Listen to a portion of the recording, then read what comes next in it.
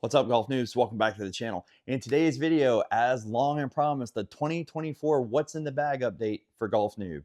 That's right, guys. I'm going to show you how much my bag has changed, why the changes were made, kind of get into what I'm gaming at the moment. Some of you guys are curious. And another reason I wanted to do this video is the proof is in the pudding, guys. Here at Golf Noob, we're always preaching you can get high performance golf equipment without spending an absolute fortune. And my bag is living proof that that can be done. Okay. So, guys, here on the channel, usually we preach used golf equipment. Um, like go find something that's really top quality from one of the top quality manufacturers that's a year, 2, 3, 4, 5 years old and in good shape, and buy that in a secondary retail space such as eBay, Play It Again Sports, T&D Golf if you're in the Tampa area, stuff like that. You can save hundreds and hundreds of dollars buying your golf clubs that way. Okay. But sometimes you can also find brand new golf equipment that it still hits that value mark, but still gives you that high performance. Okay. And you're going to find both of those things in my bag. All right. So let's dive right in, shall we? First and foremost, we're going to start with the bag itself. This is a beautiful Sun Mountain 4.5 LS stand bag. It has 14-way top dividers, 14 individual dividers that go all the way down from the neck of the bag all the way down to the bottom. Lots of golf companies advertise full-length dividers, but this is the only company I've seen that absolutely delivers. I mean full-length dividers, guys. So that means no pulling two clubs out of the bag. When you're pulling a club out of the bag, it doesn't get snagged on another grip. It just comes right out with no resistance, no effort whatsoever. The Sun Mountain bags are very expensive, but if you can find them used and in good shape, you could save hundreds. Unfortunately, I was not able to find a used one for a price I liked or in the quality I wanted. And I needed a new bag really bad. So didn't have a choice, had to bite the bullet and bought a $200 plus Sun Mountain golf bag. But so far, the quality, durability, and performance have been outstanding. And I'm very thrilled with my purchase. I just wish I wouldn't have had to spend so many Benjamins. Pretty pricey. But getting into the more money saving things, let's start off with the driver. So, guys, as you know, my PNG5 driver bit the dust. I needed a new one. My brother-in-law, Dallas, just got the brand new TaylorMade QI10. He said, hey, man, I still got this TaylorMade M6 if you want to give it a shot. I said, well, absolutely. Why not? So this is it. This model is, I think these are about 6 years old on average. Okay. A little scuffed, a little scratched, but still very serviceable, in really good shape. Has the adjustable head. This is 10.5 degrees aloft. The only adjustment I've made is I added 2 degrees upright to the driver head. And that seems to be a really good match for me. Hitting it really well. The first swing with it, it was love at first swing, guys. I bombed this thing 245 right down the middle of the fairway. And for a high handicap golfer, that's hard to do. I've seen a lot more consistency. I've seen big distance jumps because my other driver, the face was just dead. It was an 11-year-old driver that it was way beyond time to replace. Should have been able to figure that out myself, but it had an emotional attachment to that driver, so I was a bit blind. But guys, this M6 is beautiful. I really like it. I really love the square piece right here at the just above the toe line. It's very square. It really helps me tell if I've got the face square to dress. And I think that's helping me fix some of my alignment issues. It's a very forgiving driver. The distance is very good. It has the Fujikura 5 regular flex Atmos shaft. And that's a really good shaft, but that's pretty much the stock. I believe that was pretty much the stock shaft for the TaylorMade M6s when they came out. So most of your TaylorMade M6 models are going to have that Atmos shaft, which so far I've been very pleased with. So moving on, we're going to move into the only fairway wood in the bag. This is my Tour Edge Exotics EX10. This is a 5 wood. And it looks brand new, but this has actually been in my bag for quite a while.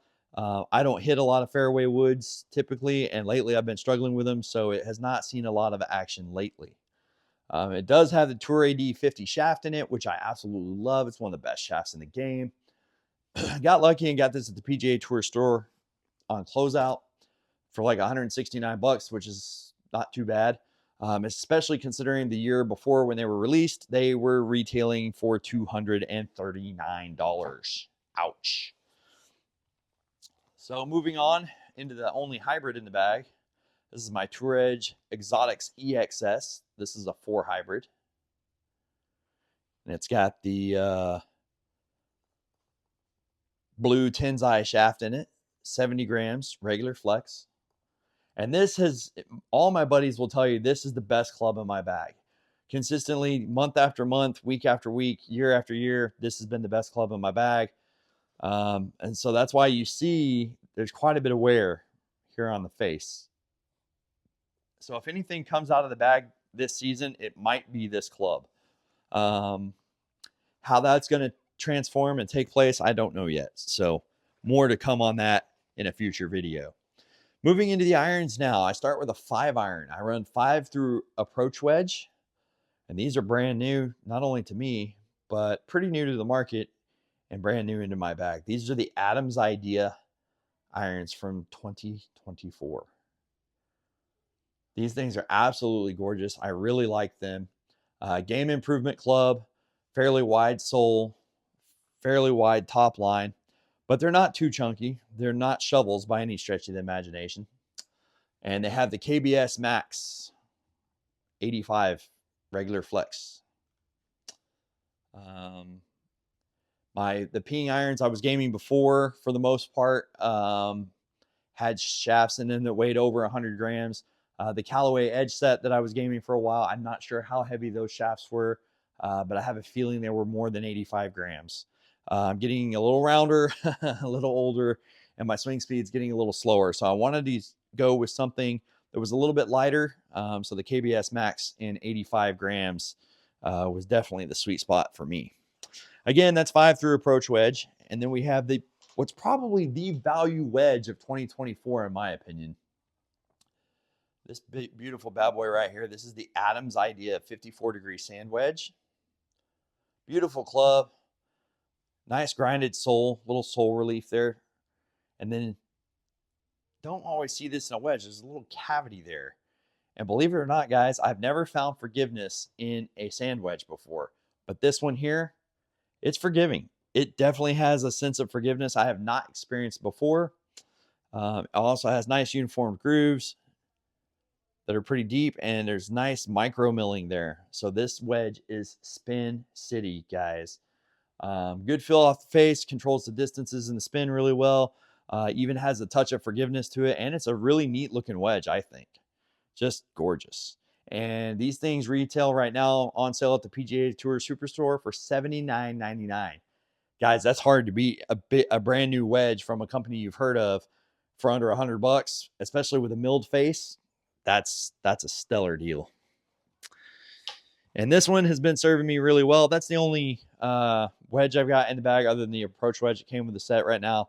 Again, I might add another wedge later, but right now I seem to be getting by just fine with the 50-degree approach wedge and the 54-degree sand wedge. So this video was delayed because in part I was waiting to get this Lambkin grip. This is the Sink Fit Skinny from Lambkin. I had this on there once before and absolutely loved it. Then I broke golf's cardinal rule. If it ain't broke, don't fix it. I had it re-gripped to try a different style of putter grip, and I didn't like it. So I thought, well, no big deal. I'll go back to the store, pick up another one of these Lambkin grips. Nobody had them. Everybody was out. Dick's Sporting Goods, Golf Galaxy, PGA Tour Superstore, even online. I could not find this grip anywhere. Well, that all changed 3 days ago when I found on Amazon this Lambkin grip. The seller on Amazon only had 3 of them left, and I managed to snag one of the last 3. So no change here. For 2024, the Cleveland Huntington Beach number 8 will be staying in the bag. I have absolutely fallen head over heels in love with this putter. It's a face-balanced Anser style blade, but it's a really wide blade, which really instills more confidence. It almost, to me, it plays more like a half mallet than an Anser style blade. And I really like that. I'm a half mallet guy. I'm also usually an insert guy, but this has beautiful face milling, CNC milled, really deep, and a really nice soft feel and sound that's really helped me with my lag putting tremendously. Me and this putter have just really been getting along. I've been averaging 31 putts around for the last probably 2 months, something like that. And those are really good putting numbers for a high handicap golfer. Most of that's the Indian, but a lot of that's the Arrow for sure. And guys, if you're looking for a Scotty Cameron hack in my book, this is it. I know I'm going to catch some heat for that, but this face milling, to me, I like the milling on the Clevelands a lot better than the milling on the Scotty Camerons. That's just a personal taste thing for me. The milled faces on the Scotties, ball tends to kind of explode off the face. A lot of players like that. I do not. I want the ball to leave the face low and slow, just like my ribs. All right. I like it to leave low and slow so I can sense the control. That helps me get the distance right and the direction right and helps me hold more putts. But guys, this is very similar quality to a Scotty Cameron. A Scotty Cameron, you're going to pay a lot for that name. So you're looking at $400 plus. You can find these for $129 in the stores that still have some left. If you can't find them at that price, don't fear. Cleveland Golf still has the lineup. They've released 2 other lines, 2 new additions. They've basically updated this line of putters twice now. So they do still have these in the stores. It just may not be this exact model. And they're still, while they're more expensive than 129, they're still way less than a Scotty Cameron. So that does it for the clubs. We'll get into the accessories here. For my rangefinder, we got the Nikon Cool Shot 2.0. This thing is pretty old now, but the current model of this can be had at retailers for under $200. It's just a plain Jane, cool, reliable, durable rangefinder. Doesn't have all the fancy bells and whistles, just simple rangefinder, which is what I was looking for. Simple is good. Okay. Also, speaking of simple, I wanted a golf GPS watch, but I didn't want one that was super technical. I don't want to slow down play or get bogged down in my game, putting in scores or trying to navigate menus. So I bought this Bushnell Ion watch. Got it for $100. They normally retail brand new for $149. But it's a great watch. Gives me distances to hazards, front, back, and middle of the green, guys. You have to know your distances. Yardage matters. You need to know how far you hit your clubs, and you need to know how far you are from the hole. It's paramount to our game. All right. So whether you use the GPS app on your phone, a rangefinder, or a watch, or some combination of the 3, if you're not using one of the 3, you need to get on board ASAP. You will shoot lower scores, you will play better, and you will commit to your shots better. So this is the golf glove I like to play the most. This is the Kirkland Signature, what I think is the best value in golf gloves. Real Cabretta leather, and you can get 4 of them in a 4-pack from Kirkland at Costco for, I think, $24 and some change. You get 4 gloves. Guys, that's a no-brainer. Also a no-brainer is the golf ball I play. That's right. Also staying in the bag for 2024 is the Kirkland Signature 3-piece Performance Plus golf ball. Sorry, that one's a little dirty. But guys, these are really good golf balls. They're 3-piece urethane covered golf balls, just like the big boys at Titleist. Okay, like a Titleist Pro V1 is going to set you back $55 a dozen. At Costco, you can get 2 dozen of these for $28. And the technology is the same. Both are 3-piece golf balls. Both are urethane. Okay, both are available in white. And now the Kirklands are also available in yellow. All right, guys. Well, I hope you enjoyed the video. Wanted to make this video I know some of you are curious as to what I was gaming in the bag. Number 1, number 2, my bag obviously underwent some big changes for the 2024 golf season with the new irons, the new wedge, and the new driver. Also, the proof is in the pudding, guys. Like I said at the beginning of the video, I'm living proof that you don't have to drop a fortune to go out and play a bag you can be proud of with golf gear that performs really well for you and your game without having to sell your kidneys. All right. Well, guys, I hope you enjoyed the video. Make sure you like, subscribe, comment, stick around. Lots more exciting stuff coming soon to Golf Noob. Till next time, Golf Noob